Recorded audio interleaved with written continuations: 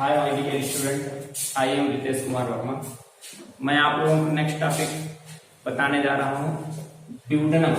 Duodenum में digestion, digestion in duodenum.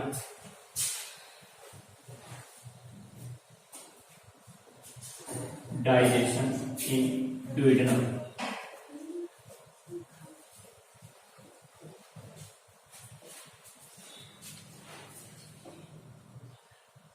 ग्रहणी में पाचन, ग्रहणी में पाचन।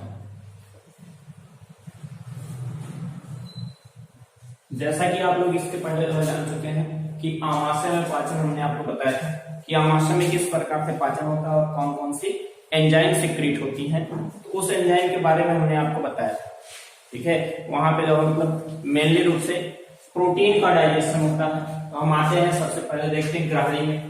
ग्रहणी का थोड़ा सा स्ट्रक्चर देख लेते हैं।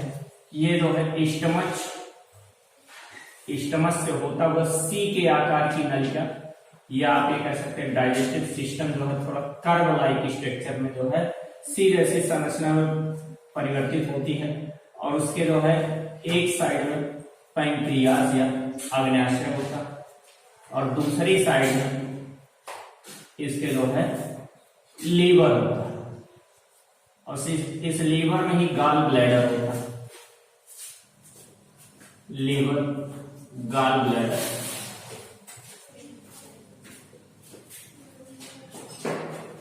Gall bladder. और इसके बाद फिर यहां पे होता है पैंक्रियाज।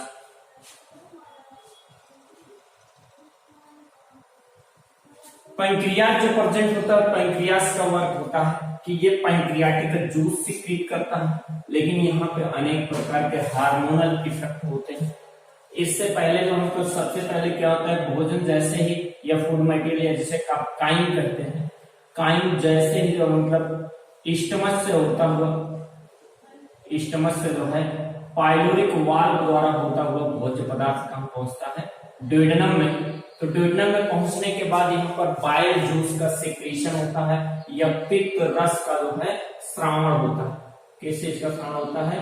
पित्त रस या बाइल जूस का।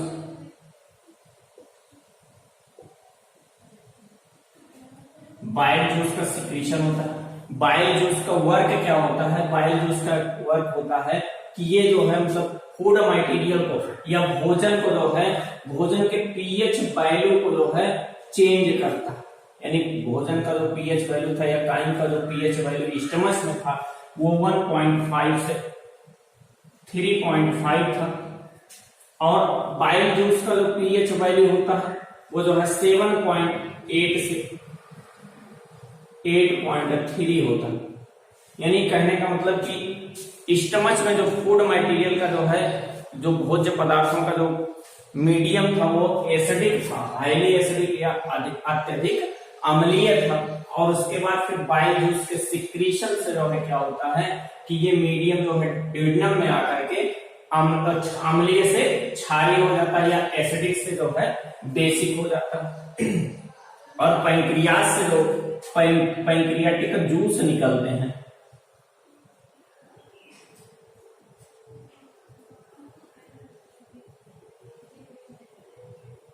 पैंक्रियाज से जो पैंक्रियाटिक जूस या अग्न्याशय से अग्न्याशयी का रस निकलता है। उस अग्न्याशयी का रस में अनेक प्रकार के एंजाइम्स होते हैं, जैसे आप कह सकते हैं trypsin, trypsin, chymotrypsin,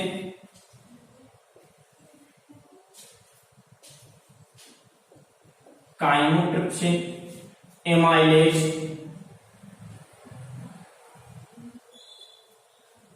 amylase, carboxypeptidase, amylase, कार्बोपेप्टाइडेज,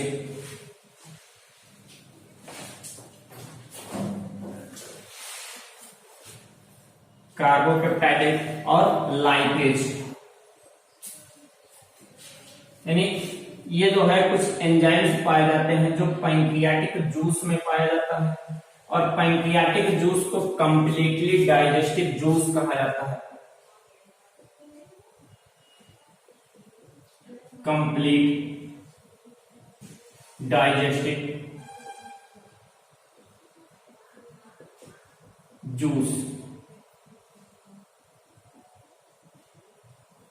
pancreatic juice को जो है कंप्लीटली डाइजेस्टिव जूस या ये आप कह सकते हैं संपूर्ण पाचक रस कहा जाता है। इसमें क्या होता है, जैसे ट्रिप्सिन और काइमोट्रिप्सिन ये दोनों जो है प्रोटीन का डाइजेशन करते हैं। किस चीज का डाइजेशन करते हैं? प्रोटीन का। प्रोटीन का डाइजेशन करते हैं और प्रोटीन को जो है प्रोटियोजेज और पेप्टोन्स में बदलते हैं। प्रोटियोजेज प्लस पेप्टोन्स, प्रोटियोजेज और पेप्टोन्स में कन्वर्ट करते हैं। और इसके बाद फिर मतलब जो एमाइलेज होता है, एमाइलेज एंजाइम कार्बोहाइड्रेट का डाइजेशन करता है।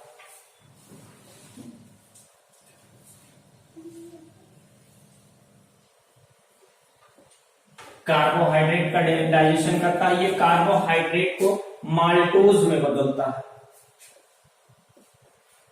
किसमें कन्वर्ट करता है? कार्बोहाइड्रेट को माल्टोज में कन्वर्ट करता है। कार्बोपेप्टाइडेज एंजाइम जो होते हैं ये आपका जो मतलब एक प्रकार से जो है एक्सोपेप्टाइड होते हैं।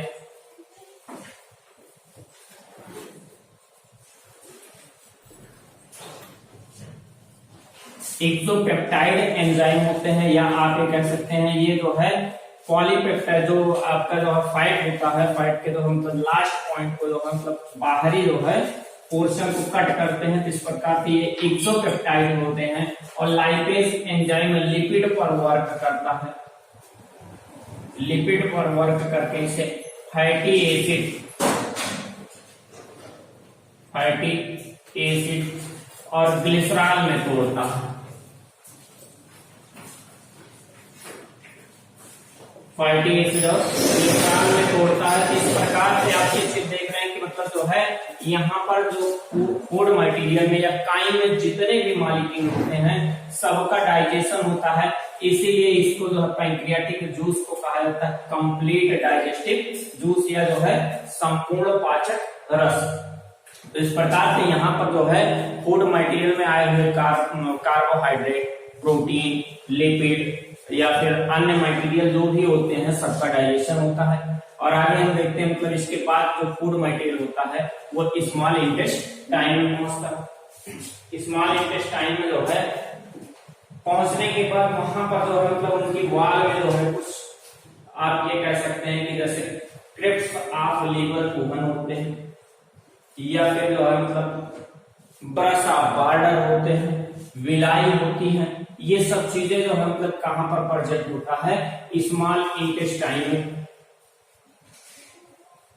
स्मॉल इंटेस्टाइन में जो है मतलब जो विलाई होती है, ब्रश ऑफ बॉर्डर होते हैं, ये सब जो है क्या करते हैं कि ये स्मॉल इंटेस्टाइन की सरफेस एरिया का डेवलपमेंट करते हैं।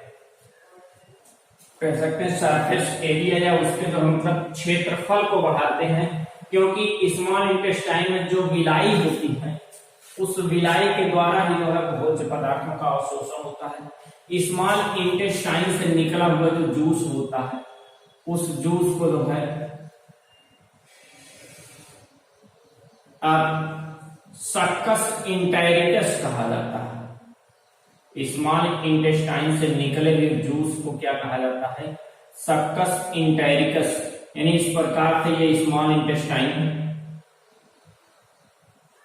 स्मॉल इंटेस्टाइन में आपको जो है दो पोर्शन मिलता है, एक जेजुअम मिलता है,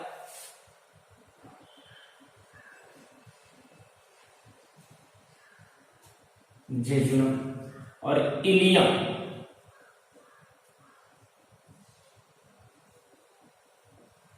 इलियम, ठीक है। तो इलियम जो होता है, इलियम पोर्शन में ही विलाई पाई जाती है। यहाँ पर निकलने वाले जूस में जो होते हैं, यहाँ पर निकलने वाला जो स्मॉल इंटेस्टाइनल जूस आप कह सकते हैं,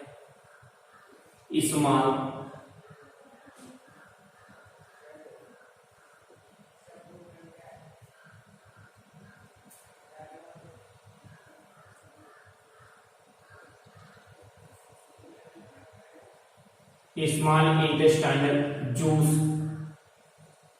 स्मॉल इंटेस्टाइनल जूस को जो है दूसरे नाम से जानते हैं, इसे कहा जाता है सक्कस इंटेरिकस।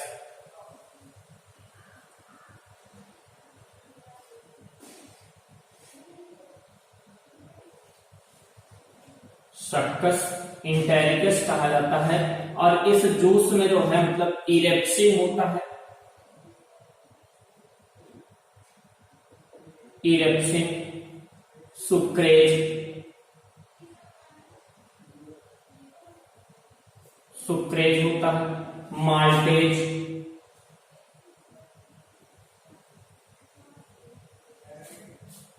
सुक्रेज, माल्टेज और लैक्टेज।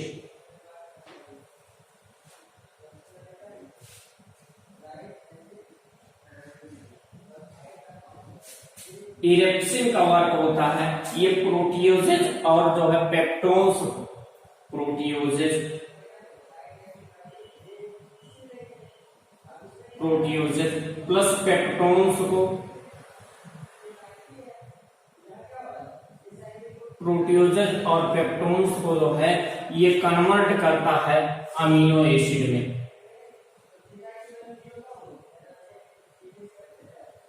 यह अमीनो अम्ल में, अमीनो एसिड में बाकी पीएच वैल्यू जो आप लिखेंगे, पीएच वैल्यू वही रहेगा 7.8 से 8.3, यानी ड्यूडेनम से लेकर के स्मॉल इंटेस्टाइन तक जो पीएच वैल्यू होगा, या मतलब ड्यूडेनम के बाद जो पीएच वैल्यू होगा वो 7.8 से जो है 8.3 तक होगा। और इसके बाद जो माल्टेज एंजाइम है आपका, ये माल्टोज पर वर्क करता है,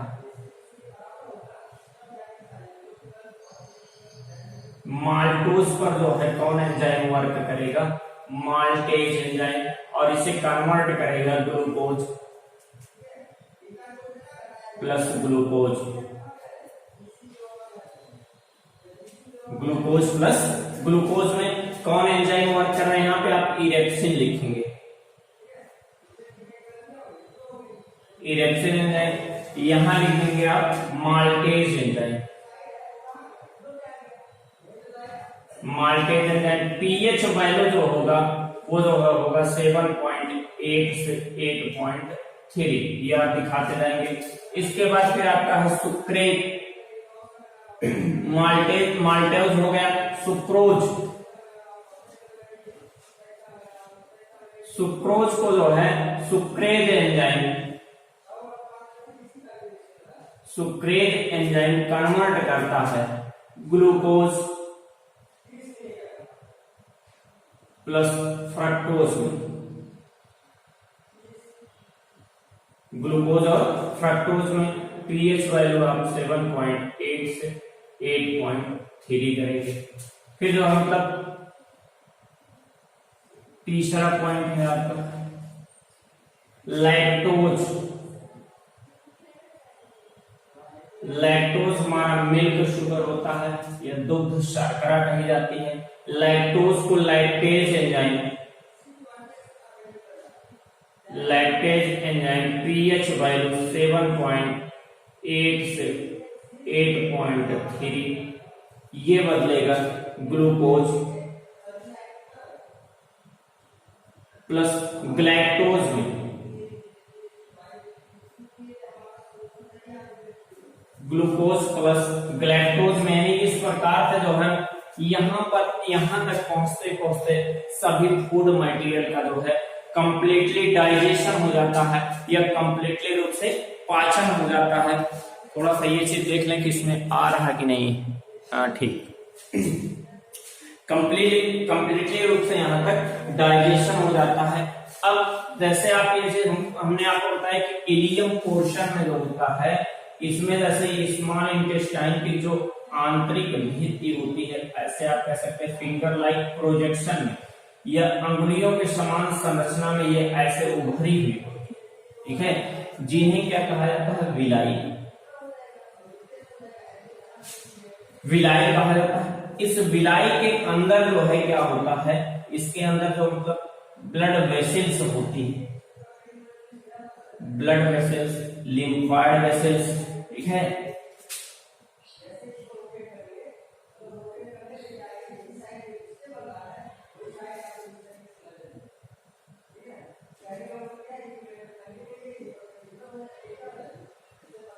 ब्लड वेसल्स।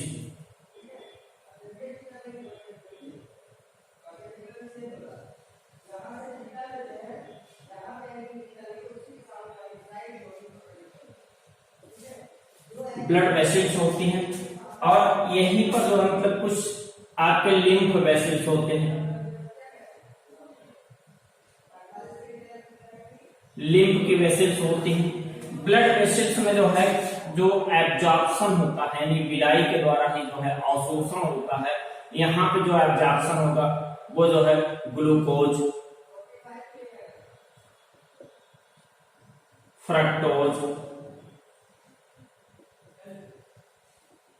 फ्रक्टोज या जो है अगर आप ये कह सकते हैं जो मतलब जैसे आपका प्रोटीन डाइजेस्ट हुआ था अमीनो एसिड, अमीनो अम्ल, या फिर जो मतलब ग्लैक्टोज, अदर मतलब जो है ग्लैक्टोज की भी बात करते हैं,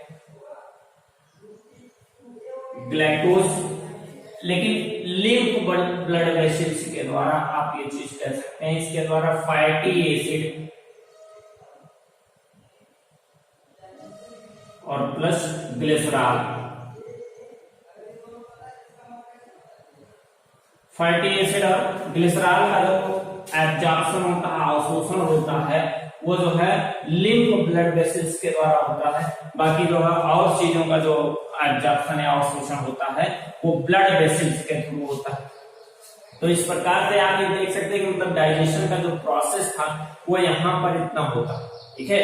और जो एब्जॉर्प्शन होता है, एब्जॉर्प्शन जो मतलब फूड मटेरियल जो डाइजेस्ट हुए रहते हैं उनका एब्जॉर्प्शन स्मॉल इंटेस्टाइन के इलियम पोर्शन में होता है, इलियम भाग में होता है। और इसके बाद फिर इसका जब एब्जॉर्प्शन हो जाता है ये फूड मटेरियल यहाँ से जो है होते हुए लार्ज इंटेस्टाइन के कोलन भाग में, कोलन भाग में पहुंचता है। यहाँ पर एक पार्ट है जिसे अपेंडिक्स कहा जाता है।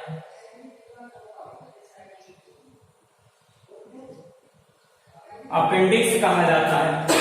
ये अपेंडिक्स पोर्शन के अर्थ मतलब जो है ह्यूमन बींग्स में इसे वेस्टिजियल ऑर्गन कहा जाता है या अवशेषी अंग कहा जाता है। इसका कोई वर्क नहीं होता है, लेकिन आप ये चीज कह सकते हैं कि जो शाकाहारी एनिमल होते हैं या हर्बीवोरस होते हैं उनमें जो है इसका ये जो है और लार्ज होता है और ये सेल्यूलोज के डाइजेशन में हेल्प करता है। हम लोगों में क्या होता है कभी कभी इसी में इंफेक्शन हो जाता है तो जिसे अपेंडिक्स डिजीज कहा जाता है। तो डॉक्टर यहाँ से इसको जो है सर्जरी के द्वारा काट करके निकाल लेते हैं और फिर हमारे लिए कोई दिक्कत नहीं होती, ठीक है। तो इस प्रकार से कोलन भाग में जो है फूड मटेरियल जो पहुंचता है, फूड मटेरियल पहुंचने के बाद यहाँ कोलन भाग में डाइजेशन नहीं होता क्योंकि डाइजेशन हो चुका होता है। तो इन सब पोर्शन में जो है मतलब होता हुआ भोजन से जो है एक्सेस अमाउंट में वाटर मॉलिक्यूल का H2O यानी वाटर मॉलिक्यूल का एब्जॉर्प्शन होता है जो फूड मटेरियल में आप क्या कह सकते हैं जो काइम होता है या जो है डाइजेस्ट मटेरियल होता है उसमें जो वाटर मॉलिक्यूल होता है इनका जो मतलब क्या होता है एब्जॉर्प्शन। इसमें से वाटर मॉलिक्यूल का जल के अणुओं का अवशोषण किया जाता है और फिर ये इस प्रकार से कोलन से होते हुए सीकम और सीकम से होता हुआ ये पहुंचता है रेक्टम में, रेक्टम में पहुंचता है और रेक्टम में पहुंच करके जो है यहाँ पर एकत्रित होता है फूड जो मतलब जो है अनडाइजेस्ट मटेरियल होता है वो रेक्टम में जो है जाकर के कलेक्ट होता है। रेक्टम में इसी को मलाशय कहा जाता है, मलाशय।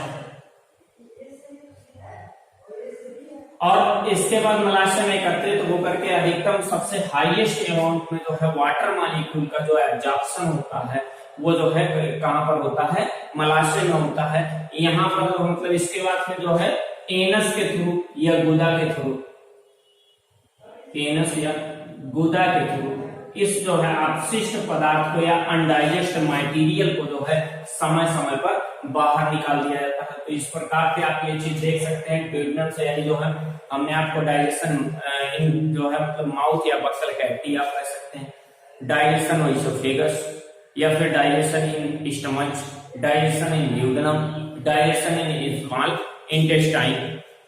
तो इस प्रकार से और डाइजेशन इन लार्ज इंटेस्टाइन। तो इस प्रकार की प्रक्रियाएं जो मतलब इस प्रकार से जो है डाइजेशन प्रोसेस होता है ह्यूमन बींग्स में, और इस प्रक्रिया के द्वारा ह्यूमन बींग्स में जो है ग्लूकोज, फ्रक्टोज, ग्लैक्टोज और जो है अदर मतलब जैसे फैटी एसिड, ग्लिसरॉल, ये सब जो है सिंथेसिस किए जाते हैं, या फिर अनेक प्रकार के मिनरल्स होते हैं, कार्बोहाइड्रेट्स होते हैं, इन सब चीजों का जो है एब्जॉर्प्शन किया जाता है, और एब्जॉर्प्शन करके जो है न्यूट्रिएंट मटेरियल जो है प्राप्त किए जाते हैं या पोषक पदार्थ प्राप्त किए जाते हैं। तो हमारा जो है ये डाइजेशन वाला पोर्शन यहीं तक समाप्त होता है।